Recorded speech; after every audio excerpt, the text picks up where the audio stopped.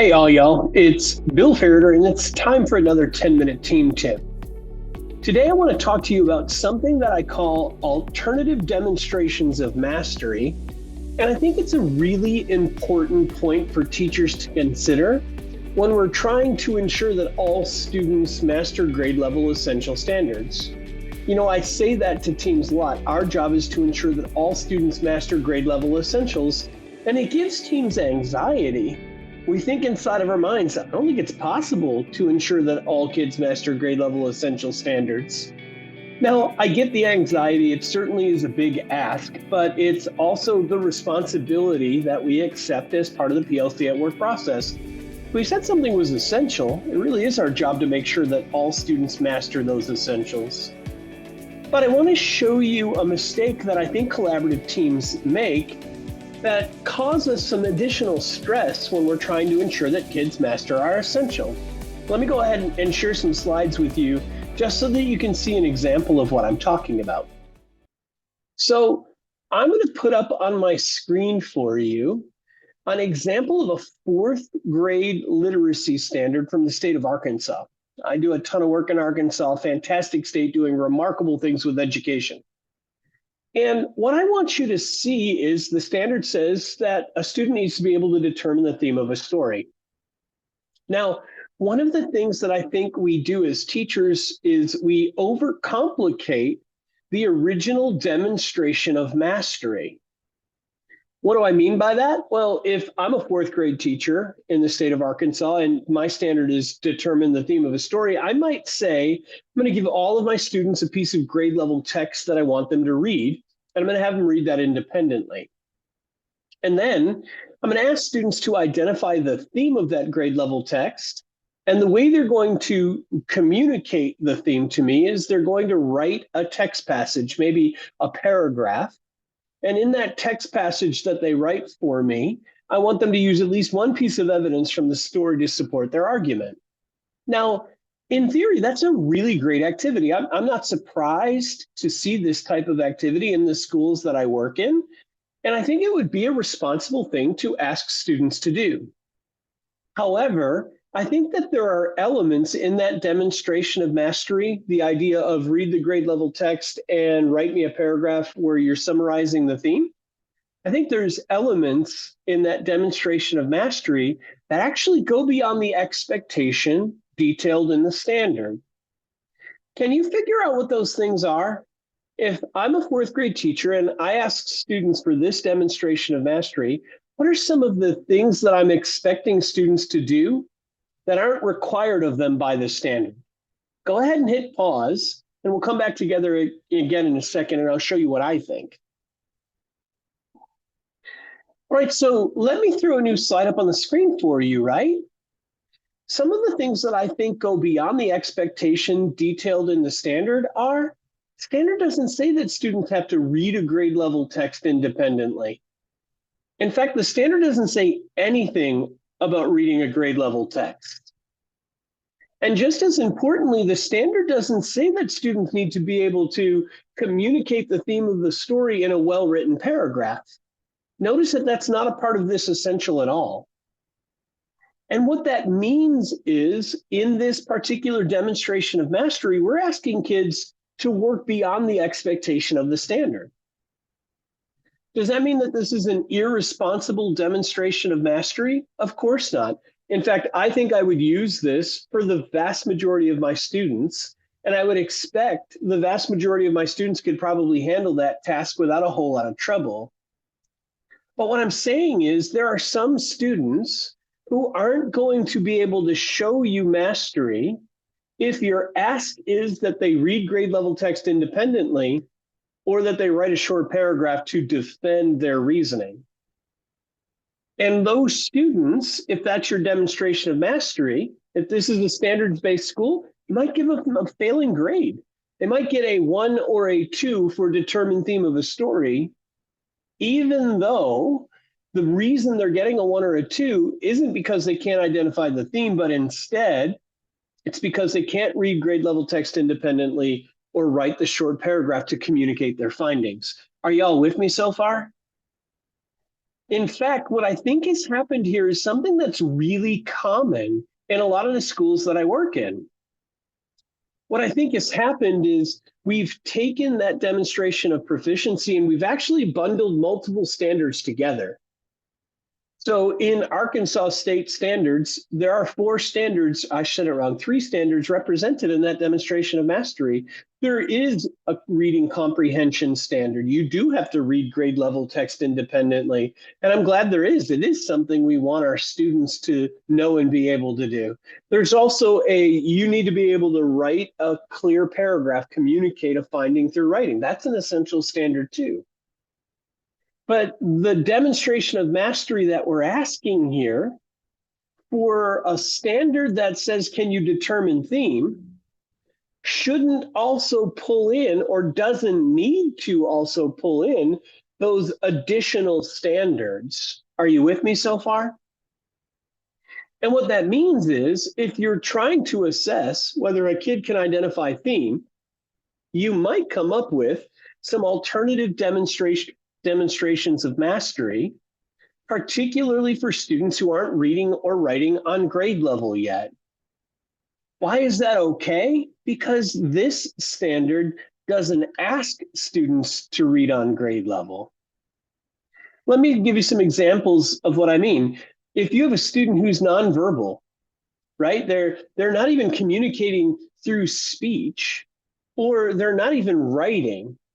That's a student that can still demonstrate mastery of theme of a story. And if you look in the first box in my table, I've given you an example of how.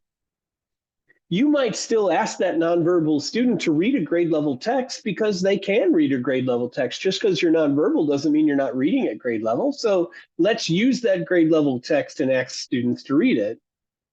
But when it comes to communicating the theme of the story, maybe what you do is you ask students to identify a collection of pictures that best represents the theme, rather than having to write something out. That, to me, is an alternative demonstration of mastery, which allows you to decide, can a student determine theme without having the barrier of having to write out the definition of theme or the explanation of what the theme of the story is. Take a look at the passage in the second. If you have a dyslexic student, you might give that student the same grade level passage. Just because you're dyslexic doesn't mean you can't understand grade level text. However, you might allow those students either additional time to work with the passage or allow them to use text to speech. That original demonstration of mastery, we said we wanted students to read the grade level text independently. That's going to be a barrier for a dyslexic student. A dyslexic student can determine the theme of a story without having to read the text independently. Are you with me? And so something we might ask that student to do is work with a grade level passage, except what I want you to do is use text to speech so that you can get to the theme without the dyslexia preventing you from demonstrating mastery of that standard. My point is a simple one. When we're trying to create an opportunity for a student who struggles to demonstrate mastery, the first thing we have to do is be crystal clear about what's required in the standard. And oftentimes as teachers, the mistake that we make is we create demonstrations of mastery that actually ask students to work beyond the standard's expectations. And in the end, that's not a terrible thing. I want teachers to continue to use demonstrations of mastery like this. That's what most students should be expected to do. But if we're going to get all students to mastery, that means that some students who struggle with the demonstration of mastery that we've created, we ought to come up with different alternative demonstrations of mastery that allow us to assess whether or not they can do what the standard asks and no more or no less than that. Let me give you another example for practice. Are you ready? Here's a second grade standard from Arkansas. Notice what it says: the students need to be able to determine or clarify the meanings of words and phrases in a text that's read aloud or independently. If I'm a second grade teacher, I might use the demonstration of mastery that you see on my screen. I'm going to ask you to pause again, and I want you to think about what elements in the demonstration of mastery go beyond the expectations in the standard. Already got that? Go ahead and hit pause and do that thinking. All right, let me show you what I think goes beyond the expectation of the standard. One of the things that I think goes beyond the expectation of the standard is that the students in my demonstration of mastery, I said the students are going to have to read a passage independently. The standard is crystal clear that the kids don't have to read the passage independently. It could be a text that's read aloud. That doesn't mean I don't want second grade teachers to ask kids to read grade level text independently. I think that's a task that we should ask most kids to do.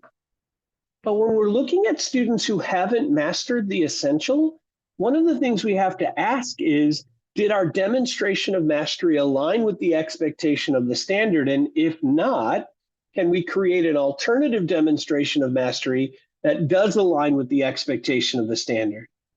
In this particular case, it's completely legal, according to the standard. It's completely legal to take that student who couldn't read a text independently and read the text aloud to the student as they're trying to determine the meaning of words and phrases. There's a couple of other examples here of places where I think the demonstration of mastery goes beyond the expectation of the standard. Specific example, we're asking in the demonstration of mastery kids to wrestle with a nonfiction reading passage. I think we all know nonfiction reading passages for second graders are a little bit more challenging to wrestle with than fiction passages. So that's an expectation in the demonstration of mastery, but it's not an expectation of the standard. What we've done here again is we've actually bundled multiple standards again into one demonstration of mastery. There is a reading comprehension strand in the Arkansas curriculum.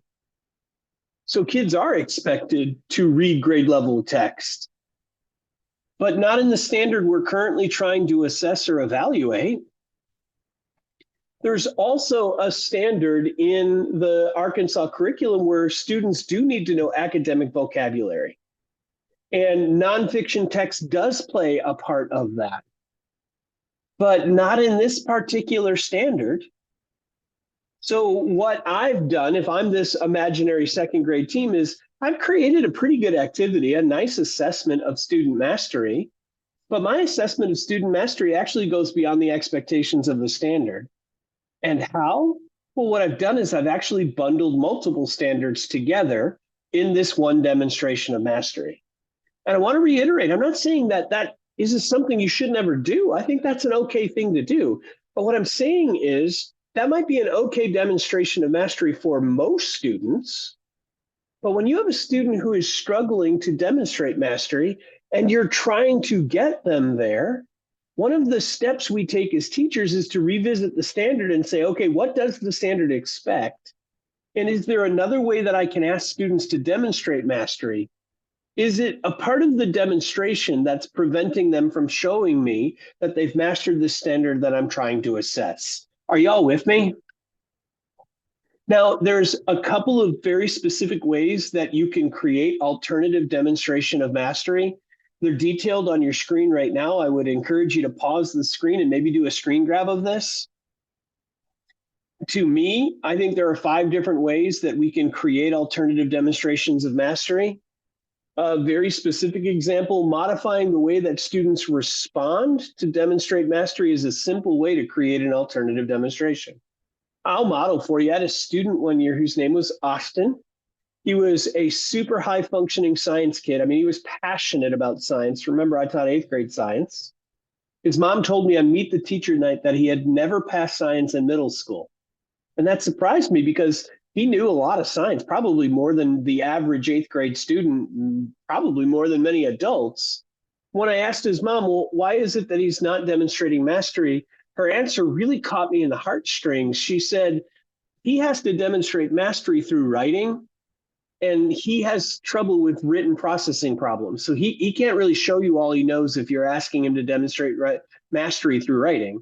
And that didn't catch me by surprise. I mean, in middle school, we oftentimes ask kids to give us a written product to demonstrate mastery. And I don't argue that it's not a good thing to do. I want kids to learn to communicate thinking through writing. But let's be honest, it's nowhere in my science standards. My science standards say things like, do they understand density? Can they plan an experiment? Can they can they use data to draw conclusions? None of those things require my students to demonstrate mastery through written text. So how could I create an alternative demonstration of mastery for Austin? Well, maybe I'll modify the way that he can respond to prompts. That's what I did most frequently in my room. I told Austin, you can video record your responses to everything. Gave him a Flipgrid page and said, run with it, bro. Show me mastery that way. Do you see what's going on there? I still was able to gather evidence that Austin understood the science concept as it was defined in the standard.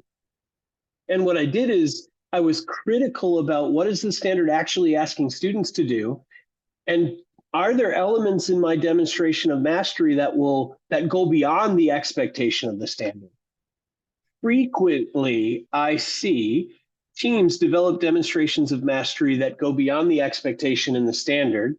And to be perfectly honest, while that's appropriate for many kids, I actually think it's professionally irresponsible for students who struggle, because we might be reporting that they can't master a standard, when in reality, it's the demonstration of mastery goes beyond the expectations of the standard. Now, I'm going to tell you something. Are you ready? I guarantee you that there are people who will hear this particular video and say, oh, he's encouraging us to water down our expectations. Or when are we going to raise expectations rather than lower expectations for kids? I want you to understand something. Creating an alternative demonstration of mastery isn't lowering expectations. In fact, in this particular example that I shared with you, the fourth grade standard, determine the theme of the story. If you're asking kids to read the text independently and to create a written response, you've really watered up the standard, for lack of a better word. You're actually expecting students to do more than the standard asks. And that's not the end of the world if students can do it, but when you've got a student who is struggling to master the standard and you water it up by creating a more complex expectation in your demonstration of mastery, then you end up inaccurately reporting what students know and can do. If I was unwilling to create an alternative demonstration of mastery, if this is what I wanted every single student to do, then I'm going to have students who struggle with reading independently and writing, who I give a failing mark to. They're going to get a 1 or a 2 for determine a theme, when in reality, they may well be able to determine a theme of the story. And the only thing getting in the way are those extra expectations that I added. You're not watering anything down. Instead, what's happened is this demonstration of mastery is watering things up, making it more complex than even the standard expects. Another thing that sometimes people ask is, well, shouldn't there be some kind of indicator that this kid did something easier than everyone else? And what they're really asking in those moments is like, well, what are the consequences when some students have to write out a response and other students don't? Or when some students can use text to speech, but other students don't? That's an interesting question, right? Like, it boils down to this notion of fairness. Have we been fair to the students who had to read the text independently and write out their response? Have we been fair to them if we give a passing mark to a student who didn't have to meet those same expectations? Let me show you where fairness comes in. Are you ready? Fairness comes in because that student who can't read the grade level text or write a written response, they're going to be scored on those other standards too. And I would expect that they're probably going to get 1s or 2s for the reading comprehension and the written coherent writing standards. They should be rated below proficient in those 2 particular standards because they can't do those things. I encourage you to report accurately on what students know. And if a student isn't able to read the text independently or create a written response, when you rate those standards, when you evaluate a student against those standards, they should have ones and twos. They should be rated below proficient. But let's not pretend that when you give a student a failing mark for determining theme because they couldn't write out a response, let's not pretend that that's professionally responsible. In fact, I would go as far as to say it's professionally irresponsible. You're saying a student can't do something when really what you're asking them to do, the demonstration of mastery you're asking them to do, goes far beyond the expectations of the standard. All right, I hope that's provocative. I mean, I hope that makes you think. I hope you're wrestling a little bit with how can we create alternative demonstrations of mastery for students? My final reminder is it all starts by understanding your standard. What is the expectation in the standard? And does our task reflect that expectation of the standard? And I would argue that sometimes our task goes beyond the expectation of the standards, simply because we bundle lots of standards together. I'm not recommending that you do this or suggesting that you do this for every kid, but I am recommending that when you have a student who's struggling to master a standard, that you go back and say to yourself, are there other ways that they can show me mastery? And there's 5 strategies on the screen right now that you can consider. All right, that's been another 10-minute team tip. Don't forget to hit the like or subscribe button so you don't miss future updates. And thanks so much for coming.